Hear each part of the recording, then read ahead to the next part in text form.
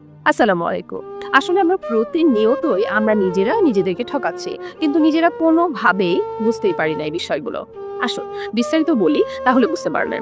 যে আসলে ফল বিক্রি করে সে কি মনে করে আমি তো ফল খাই না। তাহলে ফলে ফরমালিন মেশালে আমার তাতে কি যায় আসে? আর বেকারির যে বেকার তারা কি মনে করে যে আমি তো বিস্কিট খাই না। বিস্কিটে পচা ডিম বা খারাপ তেল ব্যবহার করলে বা ময়দা ব্যবহার করলে কি এত যায় আসে? এই জিনিসে ভেজাল নেশা হয়ে যায়। যেহেতু আমি এই জিনিসটা খাই না।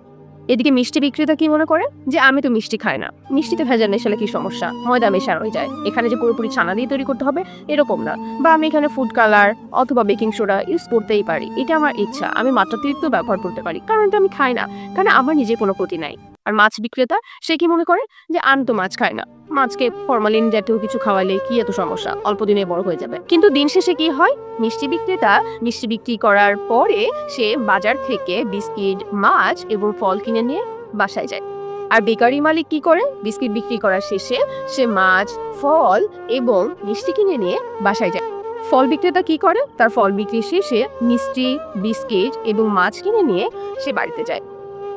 মাছ বিক্রেতা কি করে, মাছ বিক্রি করার শেষে সে ফল, বিস্কিট এবং মিষ্টি কিনে নিয়ে বাড়িতে যায়।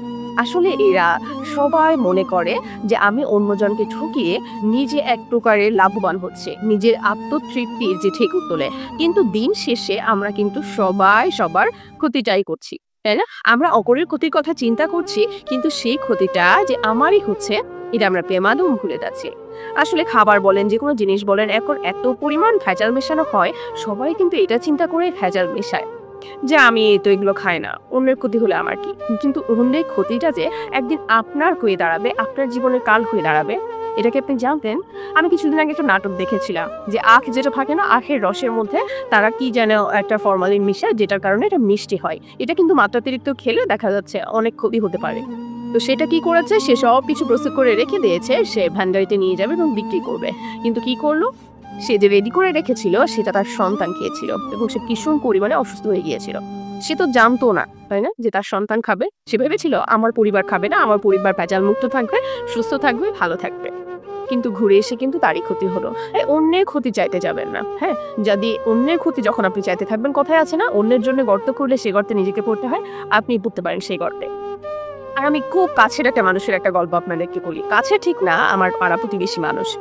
আসলে সে কি করেছিল জানেন, এখনো আসলে এরকম হয়, অনেকে যারা এগুলো বিশ্বাস করে তাদের হয়। তো সে মিষ্টির মধ্যে করে তার হাজবেন্ড যাতে তার প্রত্যেকটা কথা শুনে, এরকম চিন্তা ভাবনা করে সে যা হোক ওই থেকে কি নিয়ে আসছিল জানি না, এটা এত বিস্তারিত কিছু, কিন্তু সে নিয়ে আসছিল। তার হাজবেন্ড সে মিষ্টিটা খায় নাই। এখন সে বিমালমে ভুলে গিয়েছিল যে সে মিষ্টিতে সেই পীরের অথবা কবিরাজে কিছু একটা মিশাই নিয়ে আসছে, জানি না এটা কিছু। তো সে কি করছে জানেন, সে সেইটা আসলে তার হাজবেন্ড খায় নাই, সে লোভে পড়ে যে এতগুলো মিষ্টি ফেলে দিব, অনেক দামি মিষ্টি নিয়ে আসছিল।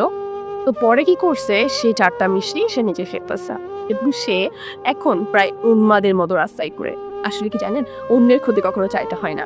যদি আপনি নিজে ভালো করতে পারেন তো ভালো, অন্যের যদি একটা উপকার করতে পারেন তাহলে অনেক ভালো, কিন্তু অন্যের ক্ষতি কখনোই চাইতে যাবেন না।